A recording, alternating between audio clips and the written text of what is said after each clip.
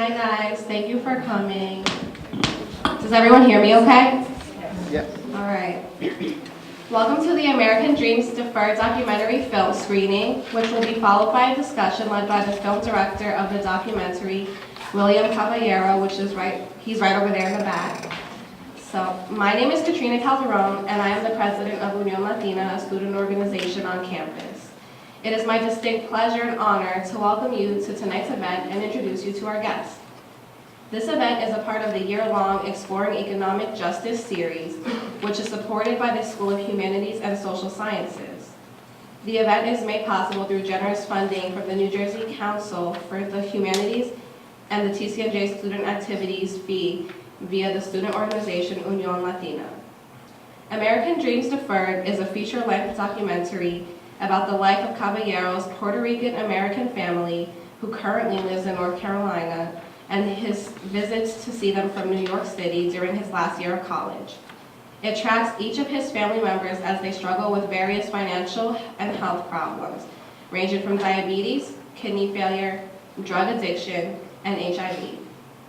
The documentary was chosen for the 2008 Latino Producers Academy held in Santa Fe, New Mexico, went on to receive the first annual HBO NALIP, which stands for National Association of Latino Independent Producers, documentary grant in 2009, which the grant was in an amount of $10,000, premiered at the 2010 New York International Latino Film Festival, and was chosen to premiere on PBS debut season of America Reframes in 2012. It is now my pleasure to introduce the director and producer of this documentary, Mr. William Caballero.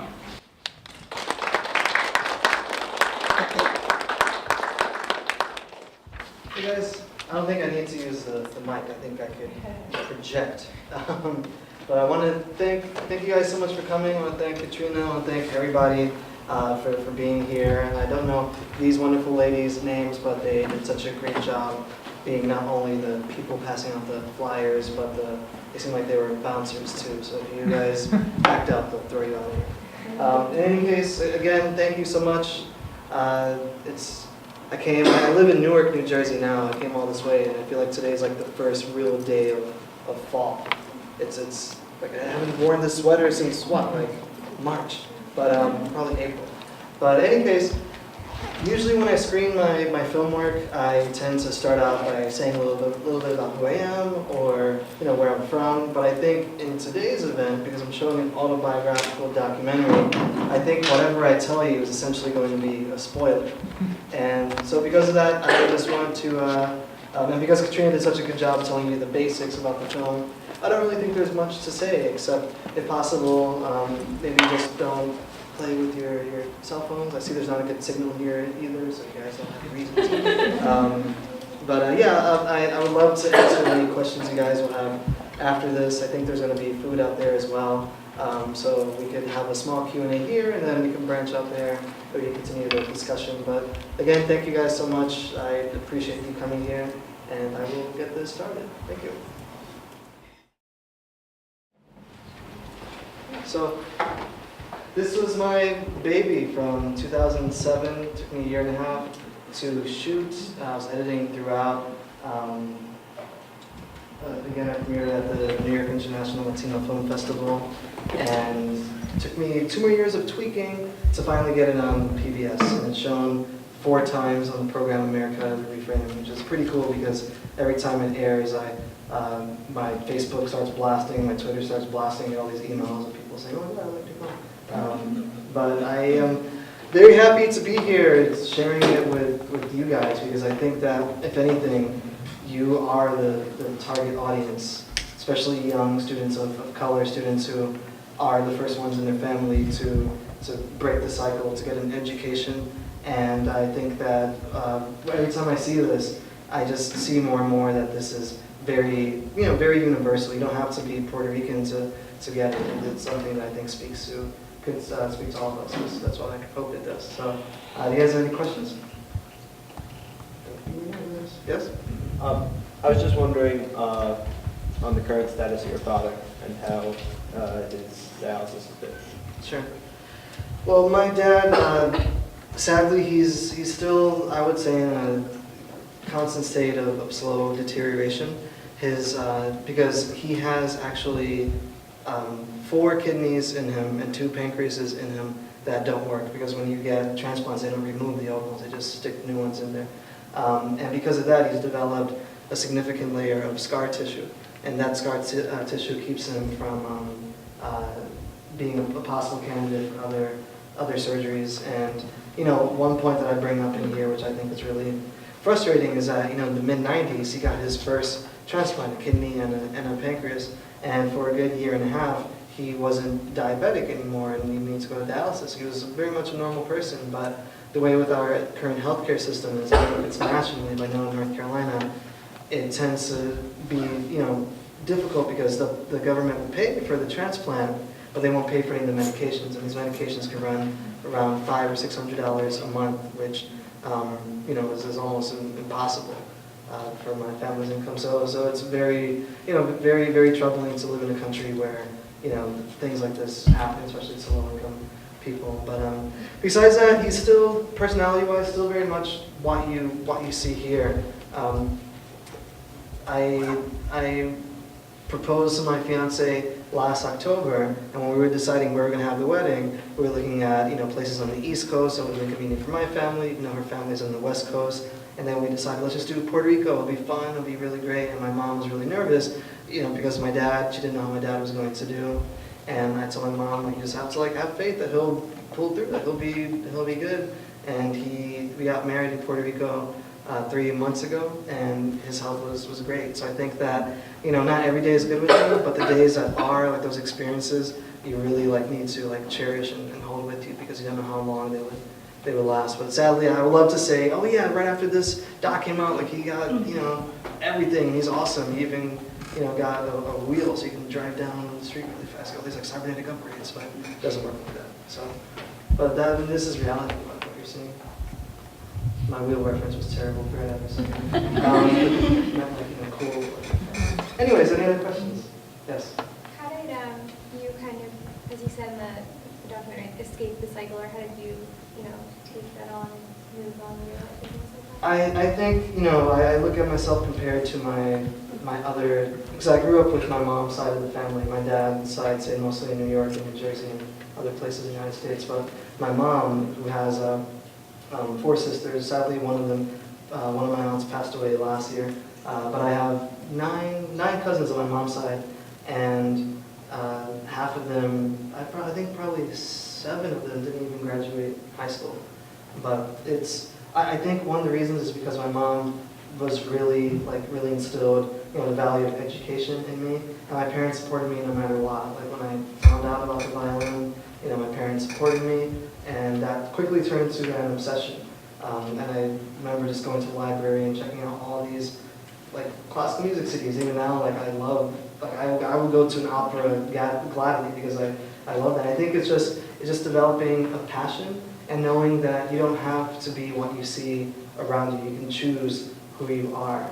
And I think that, and mixed with my dad, who's more of the creative side, made me, someone who could value education, but also the creative aspects of education as well, and also stability, having just 2 people in the house, and I'm definitely a strong advocate of just 2 partners, whether it's, man and woman, man and man, I just think that children need 2 people to be there for them. And, Maritza, she didn't have that in the household, and that's why all 3 of her kids, I know you only heard the story of Wati and Jade, but even her other son, they also had problems with the law, and Wati with having kids very young. I think her first child she had when she was 15 or 16. So yeah, it's just seeing what's out there and knowing that you can be different, I would say. Yeah. Could you explain how you came up with naming this film? Sure. I think that the American dream, it's something that everybody wants, and the cliche American dream is the white, the house with the white picket fence. And to me, I'm like, that's corny. But my mom, that's her dream. She wants that because that represents having made it. That represents having gotten to that side where you are stable, you're middle class. I mean, her entire life, she's been always lower middle class. And I think that each of these stories that I show are people trying to achieve their dream. And I call it American Dreams Deferred, because to defer something means you just put it to the side for now. I don't call it American Dreams Derailed, because when you derail a train, it takes forever to put that train back. So it's more of hopefully these people can, achieve their dream, refocus their dreams, and try to reach their goals. Because I think everybody, like American Dream is what you make of it. My American Dream is to, be here showing my work and being able to, get paid for it, mainly so I can help myself and help my family as well. I can't think of a better way of helping them out than, hey, I just showed money, I showed something at this college, here's something to help you, and I got your story out there. So hopefully one of these fine people in here will become a politician to help people in need like you, or a doctor to assist with people who are going through these problems as well. So I think that might have answered. Yeah. When your family watched this, did they have any reactions? Sure. I recorded around 35 hours of footage for this, which is actually not even that much. Most documentaries consist of 600 hours of footage. And I remember one of my very, very early cuts, before I knew what it was going to be. I had just really cool sequences, but they didn't really add up to much. I remember showing one of my family, and I showed one of my aunts, actually the aunt that passed away, who wasn't really featured in this doc. And it was a part with my dad, who was really criticizing Wati for having all those the kids or whatever. And my aunt was like, you probably shouldn't do that, because I could see it a little bit disrespectful, for you to put criticism of other people in the family out there. And I was like, that makes sense. And so I made sure that what I did is I showed my family, and I showed them pretty much in their own sphere. So you have Maritza and Jay and Wati, and they could, rip on each other all they want, but you'll never hear my dad speaking negatively, because he's in a separate story arc. Even though they do connect, but when they connect, it's more loving. And I mean, I could have done an entire doc about how my mom and dad argue a lot, which they do, but I didn't want to show them in that light. But when I did hear this was going to be on PBS, I definitely asked them how they would feel. And then, there's one character in particular who I really wanted to make sure I got his blessing, and that was my cousin Jay, because he was, the one that was depicted as the most sort of the renegade of the family, the black sheep even. And he told me that he gave me his blessing because this doc serves as a reminder of who he was and who he doesn't want to be. And so I think that in a way this is sort of therapeutic. And I think that everybody really respected the film, and I made sure to get their blessings before I went ahead and put this out there in the universe. Yeah. You had a lot of shots of close-ups of the different hands of family members. Those are really powerful to me, because not only did they demonstrate, the health procedures they were going through, but even just the hands of, your grandmother, your mother, when they were very tired and very worked. I want to know if you could speak about that a little more, and why you chose to have so many different clips of these zoom-ins on these hands. I've been showing my doc to many, festivals and screenings. That's the first time I ever got that question, but I think it's really interesting, because I don't think that I thought of it specifically as hands. I think that what I thought of is, I don't want this to be a traditional documentary where I set it up on a tripod, 3-point lighting, and the person sits and there's a bookcase or something corny in the background. I wanted it to sort of be a little a home movie. And so with that, I didn't plan any of the shots. I just went in there, and I think ideally what I would have done is I would have had two cameras. One camera giving me a wide shot of the body, and the other shot's giving me close-ups of hands. And so I think what you're seeing here is just convenient, just convenient, not mistakes, but things that weren't planned. But when I edited, which I love editing, I had a bunch of B-roll clips of that, so I was able to cut it, because I think that when people talk, they use their hands like I'm doing now, and also I think that it's, with my family in particular, they speak a lot of body language, and so I wanted to capture that, and I wanted to capture, I'm an artist also, so I wanted to capture things like the Skype chat I had with my dad, in which I just zoom in at the very end and you just see like the sort of pixels moving around his face. And I think that to me, you know, the composition is very important. Sometimes the head would be completely covering the screen, and then you just see maybe like a solid color in the background. So I think I try to make it aesthetically a little bit more unique, so like other docs you've seen, but also a little familiar. It's like a sort of home video cinema verite aspect. If you guys are wondering, cinema verite means like sort of shaky camera. So there you go. Questions? Yes? How are your grandparents? Yes, ma'am. My grandparents are they're still absolutely hilarious. They are two funny individuals that are, when they're together, they can't stay quiet for more than a few minutes. But they're doing well. I mean, they're getting older. I should have brought, let me 1 second. I am actually working on a project with my grandfather. I usually show it at the end of every screening. So let me just grab a DVD. Katrina, you think you could help with this DVD? I'm sorry, I don't need to turn everything. I should have warned. But this is I'll show you my next, after the Q&A session, a 4-minute short, which is my next project. This short film has won a few awards at festivals. I'm turning it into a web series, and I think it's pretty hilarious. So while she gets that up, loaded, any other questions? Actually, yes. Yeah. I know to some extent you touch on this in the movie, but how therapeutic, if that's the right word, was creating this for you? It was, when I first actually shot this, I wanted it to be very objective. I wanted to capture their stories. And when I got invited to the very transformative program, the Latino Producers Academy, which is very competitive, it's a 1-week workshop in Santa Fe for Latino filmmakers or filmmakers doing things about the Latino experience.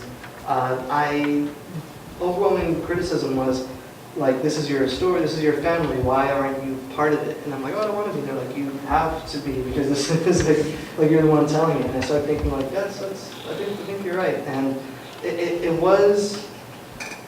helped me understand their stories a bit. Editing the 2 scenes of my dad, you know, having the first scene of the low blood sugar attack and the second scene of, you know, him crying to me. My dad's someone who doesn't cry. Like, that was definitely like the roughest thing I ever had to edit and cut down and tweak again and again. And the first few times I screened this, I couldn't even like watch it without getting teary-eyed.